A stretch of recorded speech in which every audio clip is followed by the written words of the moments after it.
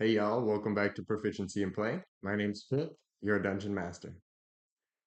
Today we're going to be talking about the main source of entertainment in the city of Revel and the home base of our party, and that is the arena, also called the Colosseum. This arena is inspired heavily by the Roman Colosseum, um, and it is pretty much exactly what you'd think of a large circle of sand with on the exterior of the circle bleachers high up. The arena is massive and it really is the crown jewel of Revel's more conservative side. In the southeast corner of Revel, the southeast quadrant really of Revel, and this stands opposed to in the northeast the Baron's Tower and the Keep. So it kind of represents the more conservative, primal, feral parts of culture in Revel, as well as good entertainment for the common folk. The nobles also really appreciate going to the arena, but it's different kinds of events for different kinds of people. Revel has a pretty significant gap between the common folk and the nobles. Getting into what the arena actually does is the arena performs all sorts of shows for entertainment. Now, I know the Roman Colosseum was used for execution, for entertainment, and it was very grisly, and many, many people died. In Revel, that's just not really the case. They do hold gladiatorial bouts where they fight one another, but not to the death. And more often than not, they hold combats against creatures and monsters that they pull outside of Eos. And they are intended for the gladiator to win because every gladiator is a significant asset to the city of Revel. It would be a tough loss, and the people of Revel value life a lot, specifically the life of Grimmelkin. Now, our party found themselves in the arena because the arena was also the slave trade hub. And if you remember in the very first episode, they were unwanted slaves. And so Alex, the leader of the arena, kind of just took them in and made them helpers around the arena, and they each kind of found their niche there. But now our party members are gladiators. So they take part in gladiatorial matches. Now, these can be combat matches against other gladiators, they can be combat matches against monsters, they can be non combat matches where they're going through a challenge. In episode 3 that you just listened to, their challenge wasn't combat related at all. It was to get through a Flora's Lava inspired obstacle course while saving as many bunnies as they can. All the bunnies are eating through the obstacles, which are all made of lettuce.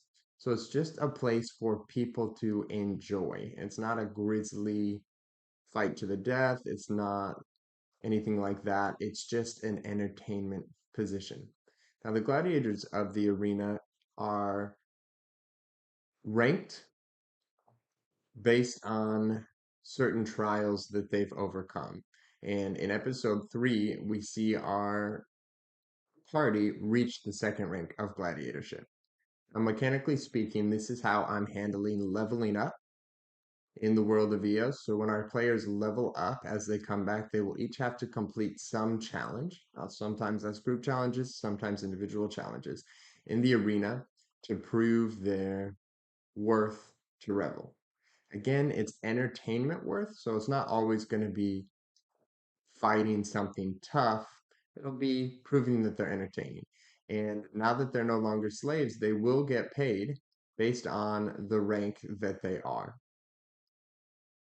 Currently, the champion of the arena is Warren, but over the last several months, he has been kind of flaky on showing up to the bouts that Alex has given to him. He kind of just comes and goes as he pleases, and Warren is like the LeBron James of Revel, right? This big sports celebrity. Everybody loves him, and he feels like he doesn't really have to answer to Alex anymore necessarily. Well, this has caused the arena's ticket sales to fall because people want to see Warren.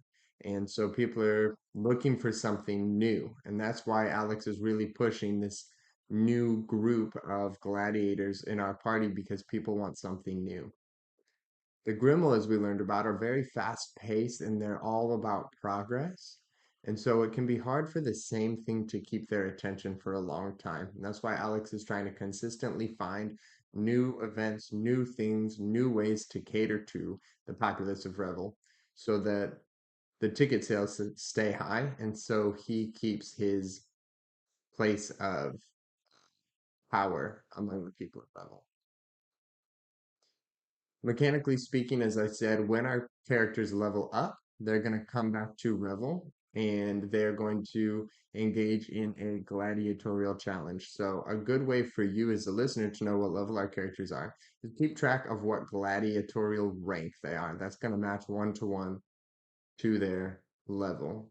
At the end of episode 3, they hit gladiator rank 2. And they'll continue to rise through the ranks. And as they rise, they will be treated less and less like slaves, and more, if they rise far enough, like celebrities and nobles, even. The Colosseum often uses animals, and that's why a big part of the arena's facilities are used to store creatures that are caught um, for the sake of the arena.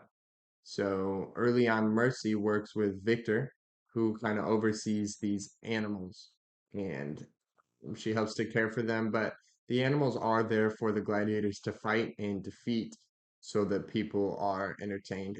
And Mercy seems to be starting to take offense to this disregard for the life of the animals. They're caught and they're caged and they're fought for entertainment, just kind of like our party was. In the very first episode, right at the beginning, our party was nearly executed to a monster just so that the people of Revel could be entertained. And so we'll see how our party handles moving forward, whether they like this Coliseum, whether they don't like this Coliseum, and what the Coliseum starts to represent for them. This has been the episode 3 follow along video for the Coliseum or the arena, the mainstay of entertainment in Revel and the home base of our party.